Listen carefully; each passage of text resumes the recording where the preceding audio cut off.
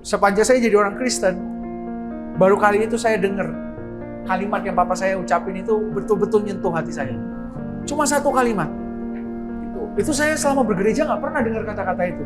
Apalagi kita ini keluarga hamba Tuhan ya. Iya. Jadi jangan sampai nanti kita menjadi sandungan. Nah, tapi by the way, saya rasa begini, bahwa kita harus keluar dari zona itu. Melayani bukan rutinitas, tapi melayani berdasarkan sikap dan perbuatan hidup yang sesuai dengan firman. Nah, itu pelayan Tuhan.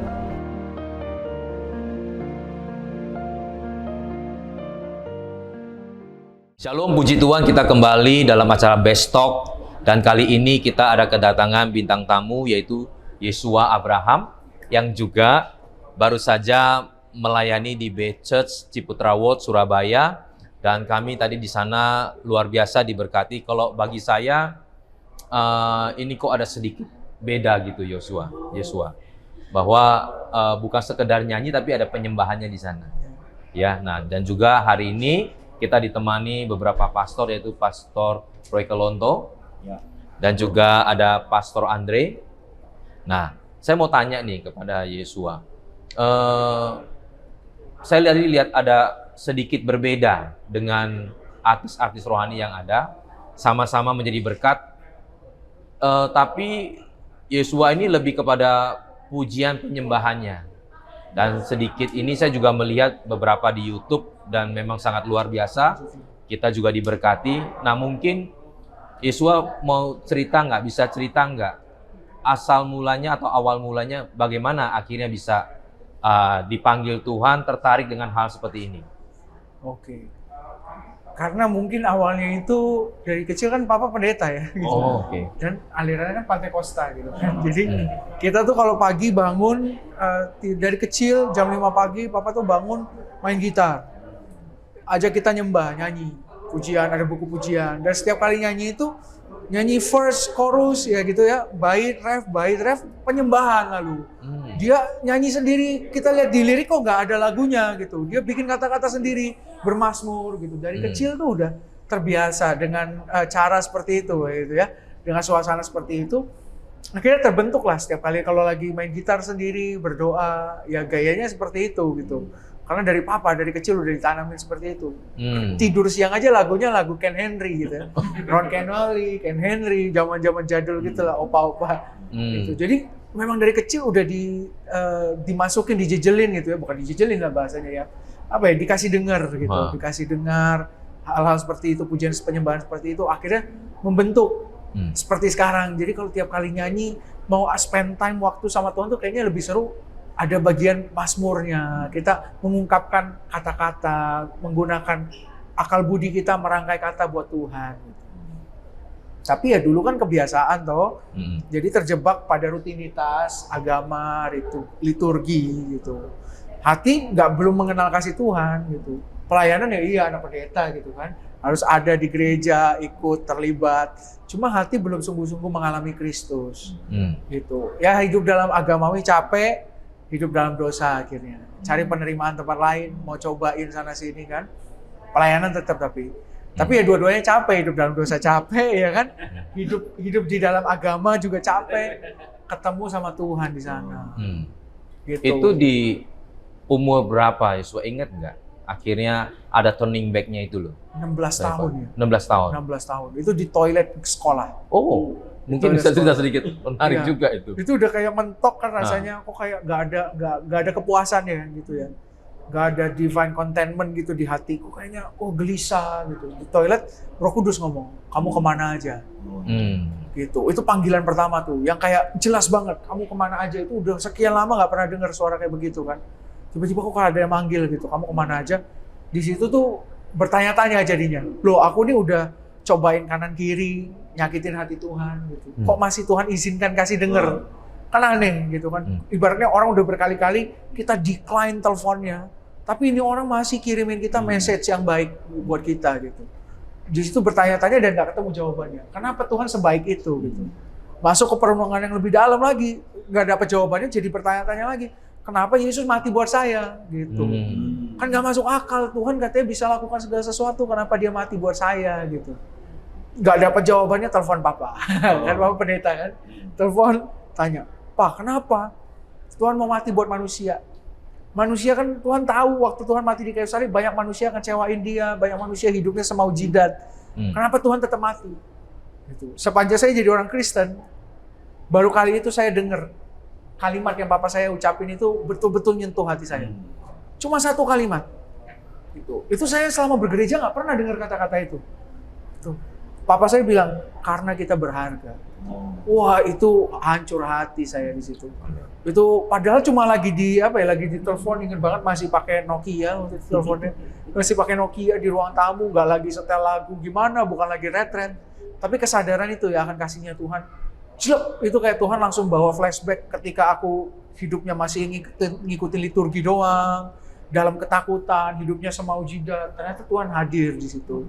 Tuhan mengasihi aku. Wah, di situ aku langsung ambil keputusan, Tuhan, udah aku mau kenal Tuhan.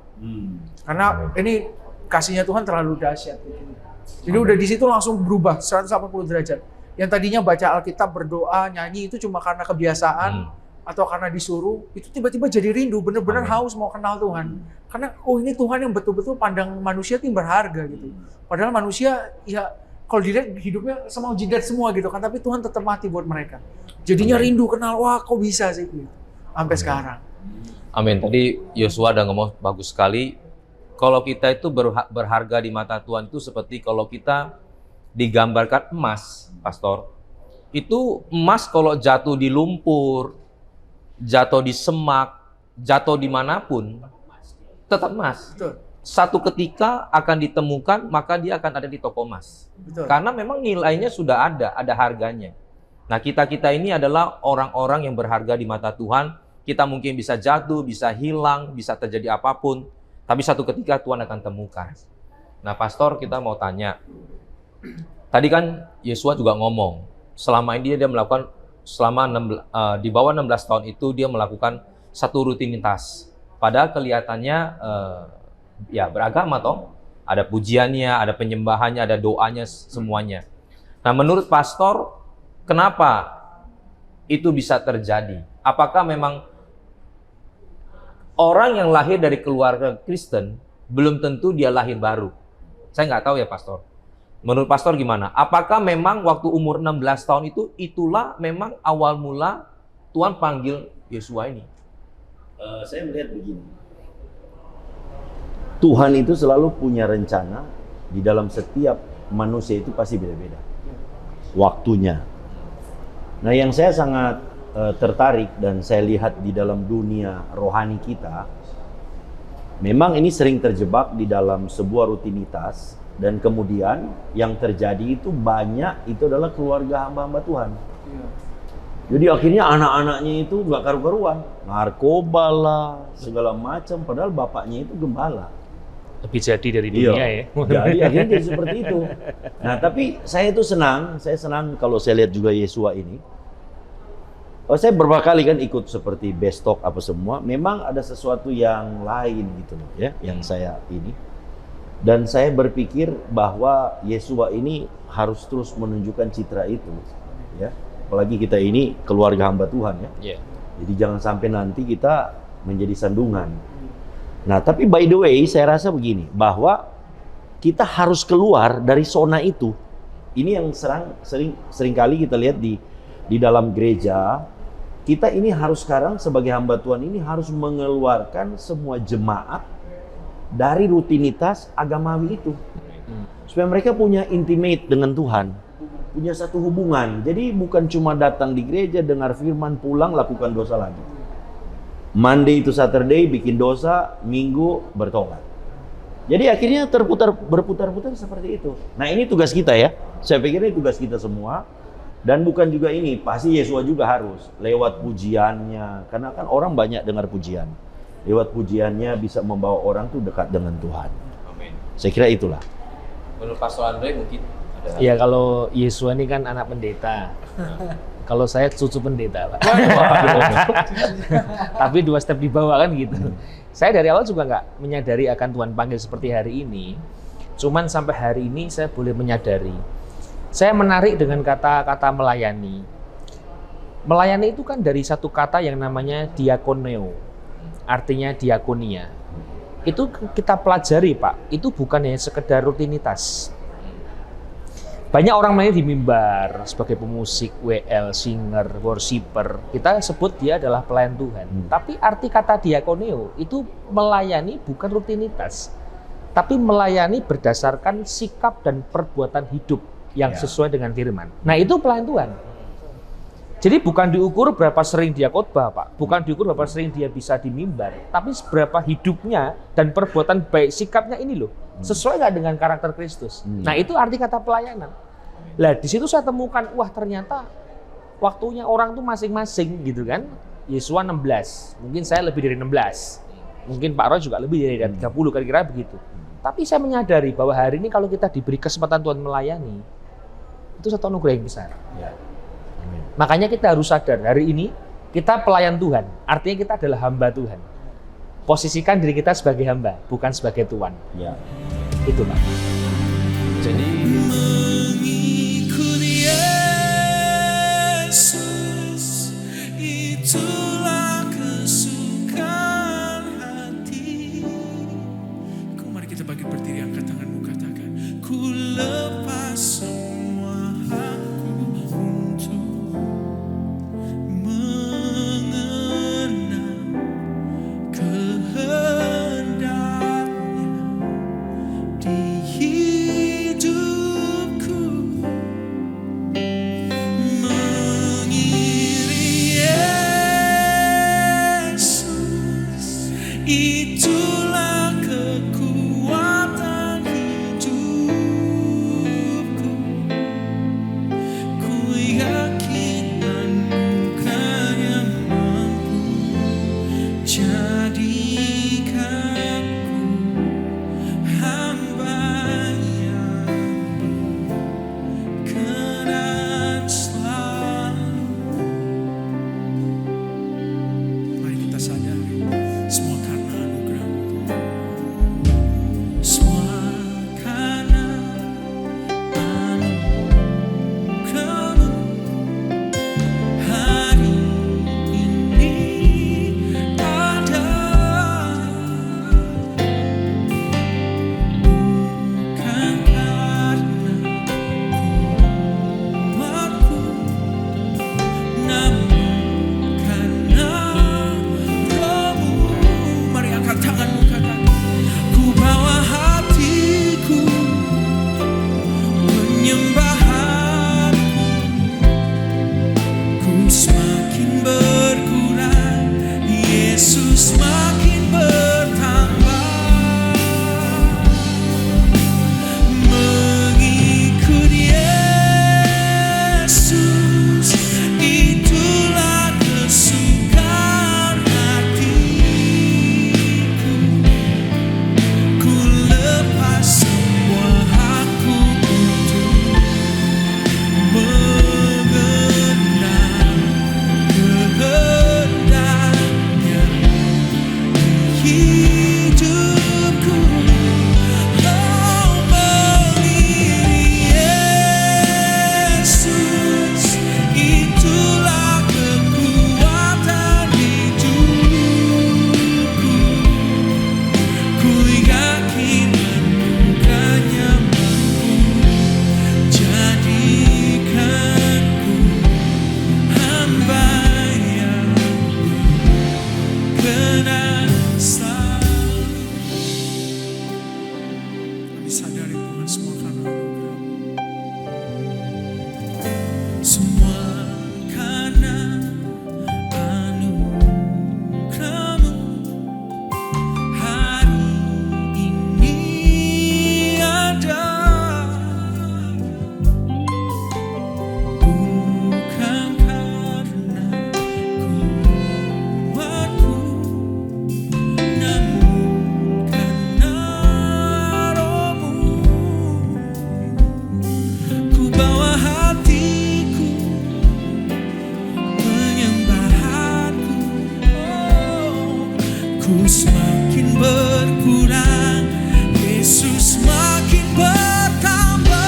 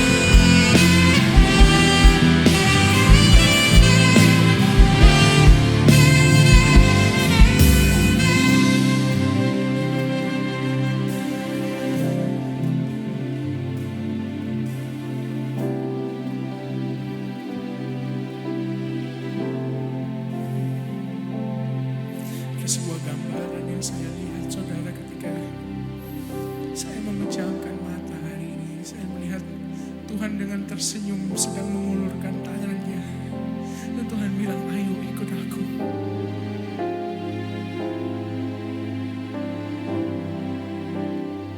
Ayo ikut aku, kata Tuhan. Saya nggak tahu kondisi saudara seperti apa hari-hari ini. Mungkin rasanya ikut Tuhan kok gak menjanjikan. Rasanya kau lakukan yang benar tetap aja banyak masalah.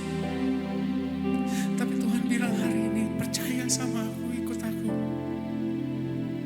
Ikut aku. Ikut aku, kata Tuhan.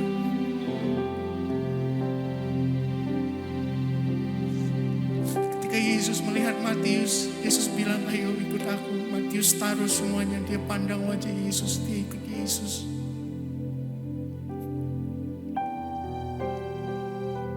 Satu hal yang pasti, saudara, pengorbanannya buat kita gak akan dia ambil. Salib itu dia berikan buat kita bukti, aku sayang sama kamu, kata Tuhan. Mungkin kau harus lewati proses, tapi percaya ketika kita ikut Tuhan, kita dibentuk semakin indah. Bukan cuma supaya kita enak di dunia, tapi supaya kita berkenan buat Bapa. Bukan cuma supaya kita diberkati, tapi supaya kita bisa dinikmati oleh Bapa. Supaya kita bisa memuliakan Bapa. Bolehkah yakinkan dirimu lagi dan bilang, aku mau ikut Yesus. Aku mau ikut Yesus. Kenapa? Bukan karena berkatnya, bukan karena lebih enak ikut Yesus, enggak. Tapi karena saya tahu Yesus sudah mati buat saya. Yesus sudah kasih segala-galanya buat saya. Tuhan gak janjikan, ayo ikut aku jadi kaya, enggak. Tapi Tuhan bilang, aku menyertai engkau. Dan kau punya hidup yang kekal. Mengikut Yesus, itulah kesukaan hatiku. Ku lepas semua aku untuk mengenal kehendaknya di hidupku, mengiring Yesus, itulah kekuatan hidupku. Ku yakin anugerahnya mampu jadikanku hamba yang berkenan selalu. Itu Pak. Jadi siapapun kita adalah seorang hamba. Yang baik kita nanti mungkin di sekuler, Pak Andre sama Pastor Andre sama Pastor Roy pun seorang pengusaha toh. Ini pun juga seorang hamba. Nah, sekarang pertanyaannya begini. Kalau kita memang bukan full timer, ya. Yosua pun juga toh. Apakah Yosua hanya melayani di lagu rohani atau sekuler juga ada? Sekuler juga nyanyi. Sekuler ada kan? Nah, sekarang pertanyaannya begini. Kita juga semua kan ada usaha, ada kerja juga. Bagaimana meningkatkan atau menyeimbangkan di mana sekuler ini juga meningkat, iman kita juga meningkat. Seringkali yang saya lihat begini, waktu sekuler kita meningkat, iman kita malah merosot. Jadi akhirnya tadi yang kalau saya juga dengar khotbahnya pastor, akhirnya terbawa melupakan Tuhan. Ya. Nah, bisa nggak terseret seperti itu? Akhirnya sekuler lebih menghasilkan, mohon maaf ya, akhirnya di sini lebih sibuk. Akhirnya kita meninggalkan iman kita. Nah, ini bisa nggak kita terjebak sampai di situ, Pastor? Mungkin ada tips, atau mungkin Yosua nanti pernah nggak terjadi seperti itu, apa yang dirasakan? Wah, di sini lebih untung nih. akhirnya terseret. Apakah pernah mengalami seperti itu atau bagaimana? Oh, pernah ya pasti ya. Maksudnya kan kita manusia, di mana ya, kondisi kita kan sometimes ngelihat, wah kok pemasukan dan pengeluaran nih nggak balance nih gitu kan. Sometimes kita mungkin miss dalam pengelolaan sampai akhirnya jadinya kita harus mengorbankan yang mungkin harusnya itu jadi kehendak Tuhan gitu. Jadi kalau dibilang pasti ada, nggak mungkin saya bilang, tidak pernah gitu. Karena manusia pasti punya kegelisahan itu. Kita diperhadapkan dengan pilihan-pilihan itu terus ya. Mau nyenengin Tuhan apa nyenengin diri sendiri gitu kan. Gitu. Tapi buat aku pribadi, untuk kita menjaga hati kita, termasuk aku pribadi ya, aku selalu ingetin diri aku bahwa yes, kamu itu ya dipelihara sama Tuhan. Gitu. Karena ketika kita sadar kita ini siapa dan Tuhan itu siapa, ya kita akan tahu kita melakukan semua ini tuh ya buat Tuhan gitu kan. Ketika maaf kata banyak juga orang-orang ada di dunia rohani tapi mereka nggak melakukan buat Tuhan gitu. Mereka kelihatannya aja gestur tubuhnya melakukan buat Tuhan tapi hatinya sebenarnya penuh dengan keegoisan, penuh dengan mamon gitu ya. Ya sometimes aku juga gitu pelayanan kayak dapat berapa nih gitu. Itu beneran gitu kayak dapat berapa nih, cukup gak nih gitu. Itu manusiawi gitu. Jadi memang ya buat aku pribadi aku terus ingetin diri aku yang pelihara aku Tuhan. Aku ada ditempatkan di sini ya buat Tuhan juga, buat kemuliaan Tuhan gitu kan. Karena Tuhan udah baik banget sama aku. Gitu. Jadi memang kesadaran akan hal itu ya, bahwa kita itu dimiliki oleh Tuhan dan kita ada buat Tuhan, itu sih yang perlu kita jaga. Jadi mau di marketplace dimanapun ya semuanya buat Tuhan gitu. Amin. Gitu. Jadi gitu Pastor. Jadi Pastor mungkin ada tips nggak? Kan Pastor juga seorang pengusaha nih. Bagaimana menjaga keseimbangan itu? Kita tidak pungkiri, memang di dunia ini kita perlu yang namanya uang itu. Betul. Untuk kebutuhan hidup. Tapi jangan sampai kita terjebak akhirnya pelayanan kita semata-mata hanya mencari itu. Betul. Sehingga itu menjadi motif kita. Nah itu kan di lain sisi kita tahu Tuhan akan pelihara kita. Nah bagaimana untuk melihat ini Pastor? Jadi begini, ini memang satu tantangan kita di akhir zaman ini. Bagaimana kita bisa menarik dunia rohani itu masuk ke sekuler. Artinya kita ini memang Tuhan panggil. Saya tidak ngomong begini bahwa saya dengan Pastor Andre juga ada beberapa teman-teman kita kan, kita ini masih melakukan bisnis. Dan saya tidak kemudian langsung mendiskreditkan bahwa yang full time itu salah, enggak. Panggilannya beda-beda. Ada yang dari Lewi kan, ketika kita dipanggil juga kita berbeda, kita dari dunia bisnis. Nah sekarang bagaimana kita menempatkan di dalam dunia bisnis itu, rohani itu harus jadi utama. Tentu misalnya, kita nggak boleh sogok-sogok lagi dong. Kalau kita dagang, misalnya kita toko tuh nggak boleh bermain timbangan. Ya kan? Itu kurang lebih batasan-batasan. Tapi yang paling penting sama seperti tadi Yesua katakan, itu bicara tentang karakter kita loh, yang harus menonjol. Nah, khususnya saya juga senang tuh lihat begini, ketika seseorang itu, sama seperti Yesua bilang tadi, dia ada di dunia sekuler juga. Saya senang, jadi jangan sampai kemudian kita hanya berlindung di dunia rohani, malah kadang-kadang kita menipu orang sekuler dengan dunia rohani kita. Padahal kan tidak boleh seperti itu. Jadi kita harus bisa menunjukkan loh kepada dunia yang namanya dunia sekuler, ini loh orang rohani yang ada di dunia sekuler. Itu yang namanya fungsi daripada Tuhan bilang kamu adalah terang dan garam, itu jadi. Gitu. Itu bagi saya sih. Nah, Pastor Andre gimana? Kalau duniawi sama rohani ini kan tadi pagi saya juga sharing firman itu sebenarnya. Jadi mengenai hamba. Jadi banyak orang itu di gereja sebagai hamba Tuhan. Tapi di duniawi hambatan Tuhan, Mbak. Beda tipis nih, hamba Tuhan sama hambatan Tuhan. Beda AN gitu kan. Di gereja dia mungkin sebagai pendeta. Tapi di duniawi dia menipu orang. Dia nggak jujur. Dia mencuri uang gereja bahkan ada. Nah ini kan jadi hambatan Tuhan. Kita worship leader sumama di gereja, kita sungguh-sungguh melayani Tuhan. Tapi di rumah dia pukul istrinya, dia maki suaminya. Apakah itu sebagai hamba Tuhan gitu? Makanya kata melayani tadi saya menarik sekali Pak, bahwa kita ini harus dengan sikap. Artinya dimanapun kita berada, jadilah hamba Tuhan. Mau sekuler, mau di duniawi, mau kita berumah tangga, kita mau di keluarga kita, bisnis kita, relasi kita, organisasi kita. Ingat kita nih hamba Tuhan. Nah kalau seorang hamba nggak punya hal lagi Pak. Hamba kan kita bicara abdi, bicara dolos. kita nggak punya hak lagi. Ya cuman satu, mengabdi sama Tuhan. Melayani Tuhan, mengabdi Tuhan. Contohnya sempurna apa? Itu Yesus, Pak. Pastor, Yesus ke dunia, dia mengosongkan dirinya, tidak menganggap setara dengan Tuhan, dan dia mengambil rupa seorang hamba. Jadi sama seperti manusia. Luar biasa nggak, Pak? Dia bukan dilayani loh, tapi melayani. Tapi kadang-kadang kita sebaliknya, kita yang mau mengambil rupa seorang Tuhan. Maunya dilayani. Yang Tuhan tuh siapa? Kita atau Tuhan gitu loh. Betul, good.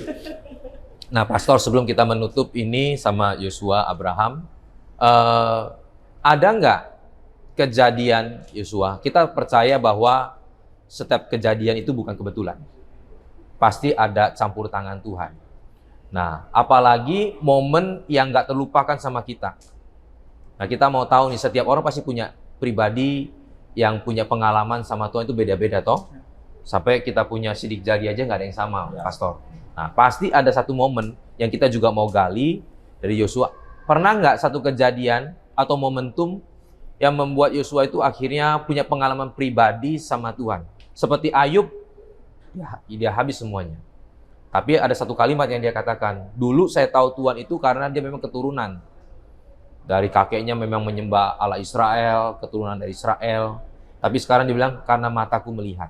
Ada nggak kejadian daripada Yosua yang mungkin momen, ya, selain yang tadi 16 itu, mungkin pas Yosua lagi melayani, atau mungkin pas di keluarga, atau bagaimana? Ada momen nggak? Banyak ya kalau bilang momennya.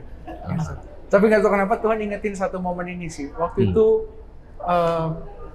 aku lagi pelayanan di China. Jadi bersama salah satu hamba Tuhan juga, kita memang beberapa kali sering ke China gitu ya.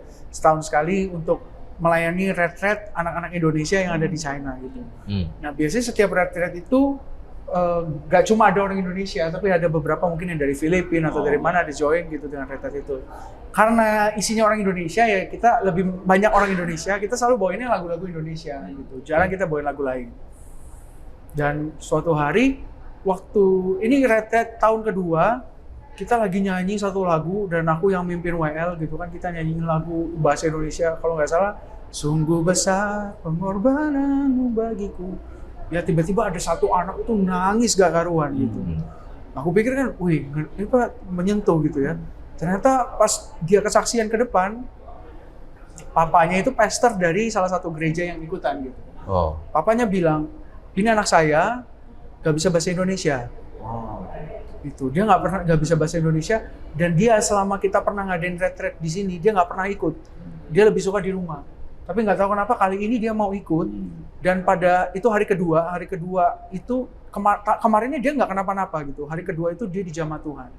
Dia bilang, aku nggak ngerti ini lagi nyanyiin apa, cuma aku ngerasain kasihnya Tuhan jamah aku. Dan hari itu dia dibaptis sama Tuhan. Gitu, dia dibaptis, besoknya dia ngambil keputusan, aku mau menyerahkan diri. Dan saat itu dia dibaptis. Gitu. Padahal anak pendeta ya, baru dibaptis di sana. Tapi itu kita merasakan sih bahwa ketika kita bernyanyi, ketika kita menyembah Tuhan, memuji Tuhan, orang yang nggak ngerti bahasa itu bisa ngerasain lawatan Tuhan.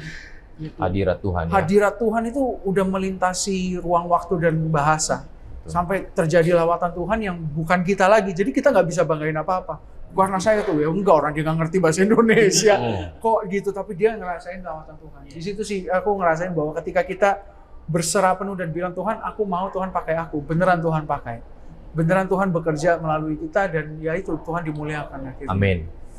Ya itulah Roh Kudus, Pastor, yang memang dikatakan seperti angin, kapan dia datang, kapan dia pergi, tidak ada yang tahu. Benar. Hanya Tuhan yang tahu. Tugas kita hanya selalu menjadi saluran berkat, melalui pujian, melalui firman Tuhan, melalui sikap hidup semuanya.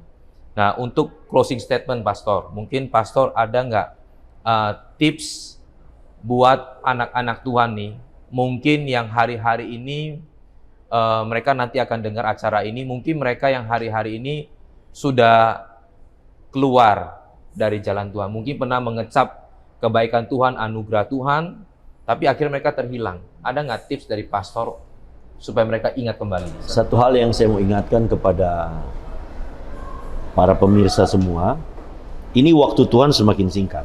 Ini waktu Tuhan ini semakin dekat, saya lihat. Jadi kedatangan Tuhan. Jadi tentu saya ingatkan kepada teman-teman semua, ayo, mari kita harus lebih sungguh-sungguh dengan Tuhan. Dan memang yang saya lihat juga hari-hari ini pertobatan semakin hari semakin sulit. Kita kadang-kadang ini menginjili orang sulitnya minta ampun sekarang. Beda dengan 10-15 tahun lalu. Nah dari sini saya ingat ayat firman Tuhan berkata bahwa nanti jumlahnya sudah genap kedatangan Tuhan. Nah saya takut ini kuotanya ini semakin hari semakin menipis. Sampai jumlahnya tepat. Nah oleh sebab itu, nah ini kita perlu kerja keras. Tapi kembali lagi, kita kerja keras tetap yang mempertobatkan itu adalah Tuhan. Yang tadi kan pengalaman Yesua. Orang nggak ngerti bahasa Indonesia kok. Jadi kita harus memang benar-benar sekarang totalitas itu kita harus di bawah salib Yesus. Bukan kita yang menonjol. Jadi izinkan supaya Roh Kudus itu bekerja dengan luar biasa. Nah dimulai tentu dari kita dulu. Jadi hamba-hamba Tuhan ini loh semua. Karena ini sekarang banyak hamba Tuhan yang tanda kutip ini banyak jatuh.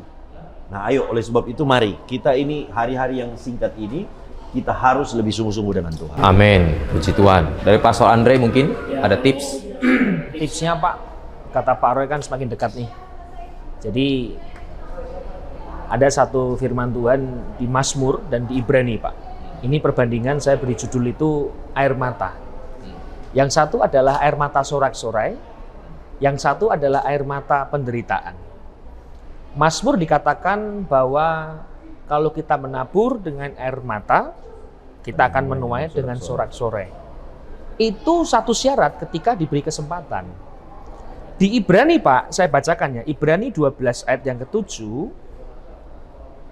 Ibrani 12 ayat yang ke-17, maaf. Demikian firman-Nya, sebab kamu tahu bahwa kemudian ketika ia hendak menerima berkat itu, ia ditolak.